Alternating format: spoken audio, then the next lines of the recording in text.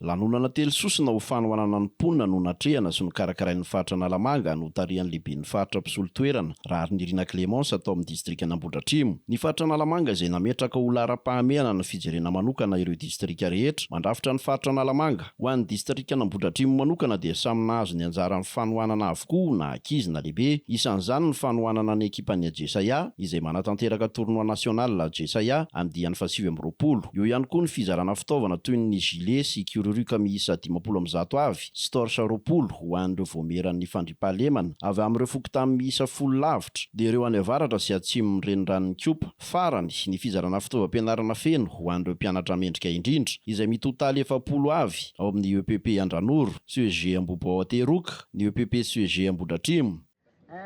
Eto Ambohidratrimo tokoa misy anay amin'izao fotoana izao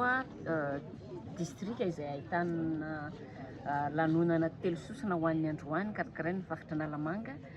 Voalohany izahay dia nandeha nanao ny fanohanana sy fanotronana ny Jesaia, ny club any Jesaia amin'ny sehatra ny baolina kitra izay manatanteraka ny andiany fahasivy amby roapolo ny fifaninanana nasionaly izay fanohan'izy ireo isan-taona. Fantatsika moa ny Jesaia zany dia kluba anankiray izay ahitana sangany maro amin'izany taranja baolina kitra izany ary heverinay fa mendrika tohanana sy ampiana satria miainga amin'ireo katita kely izay beazina ao anatin'izany sy hofanina ao anatin'izany no heverinay ao niveau faritra Analamanga fa mety hitsongana raha mipitso an'ireo kitany baolina kitra ao anatin'izany taranja izany. Ka rehefa nanantona anay moa izy ireo nangataka fanohanana, nangataka taminay mba ho renim-piahana zany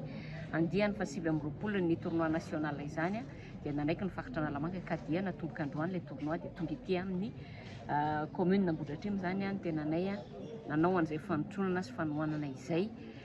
Isaoranay tafitafy moa zany ny commune Ambohidratrimo izay nanome ny kianja ahafahany Jesaia zany mampiasa amin'izany mandritra ny efatrandro anatanterahana an'izay tournoi national izay. Manarak'izay dia nisy ny fanolorana an'ireo fampitaovana ho an'ny voameran'ny fandriampahalemana na ny fantatsika amin'ny anarana hoe andro masom-pokon'olona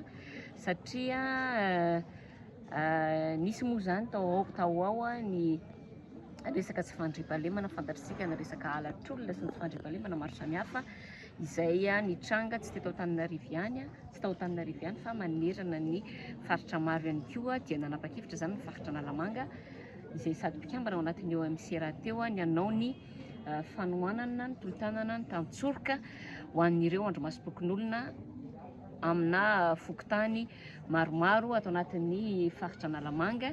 ka dia manolotra zany faritra Analamanga gilet 3,000 isa ho an'ireo andro masom-pokon'olona ireo, sifflet 3,000 isa ihany koa ary torche miisa 500 isa ho ampiasain'ireo andro masom-pokon'olona izay fantatsika fa manao ny fisafona amin'ny alina ao anatin'izay fiantohana ny fandriampahalemana izay. Farany natrehantsika teo dia misy ny fanomezana fitaovam-pianarana ho an'ireo mpianatra isany mendrika satria tsy ho vitanay daholo ny mpianatra rehetra ato anatin'ny distrika Ambohidratrimo fa isany mendrika tamin'ireo sekoly efatra izay notsongaina tato anatin'ny Cisco Ambohidratrimo indray dia nitolorana zany fitaovana feno hoentin'ireo mpianatra ireo hiatrika indray ny taom-pianarana manaraka zany ary ireo mpianatra ireo moa zany dia marihana fa sangany teo amin'ireo sekoly izay misy azy ireo tsirairay avy nahitana ny EPP Andranoro, ny EPP Ambohidratrimo, ny CEG Ambohidratrimo ary ny CEG Ambohipo Ateroka zany izy ireo ka miisa 470 ireo mpianatra izay tolorana an'izay fampitaovana izay. Nanararoatra nijery ny fandrosin'ny asa fanamboaran-dalana rarivato miisa 2 dia ny miainga avy eo amin'ny RN4 ka hatreny amin'ny rovana Ambohidratrimo 500 metatra sy ny eo amin'ny Shell makeny amin'ny kianja sentetika 300 metatra. Tanterahan'ny faritra Analamanga ihany koa izy ireo. Vohizan-dramatoa Clémence Rary Nirina hatrany moa ny mahazava-dehibe ny fifanomezan-tanana eo amin'ny fampandrosoana. Zay zany nataony ny faritra Analamanga ho any androany fa efa ety Ambohidratrimo ihany koa zahay dia anatanteraka fitsidihana ny lalana izay amboarinay ato anatin'ity commune ity dia ny lalana pavé izay mampitohy an'ny rovany anankiray dia ny lalana etsy akaikin'ny Shell ny faharoa izay lalana natao pavé moa zany izy ireo andalam-panamboarana izany foto-drafitrasa izany ankehitriny ary isan'ireo pavé izay namboarinay voalohany ao anatin'izao mandat misy anay izao zany dia hanao fitsidihana n'izay lalana izay zahay hijery eo manahoana ny fandrosoan'ny asa fanamboarana an'izany fotodrafitrasa izany.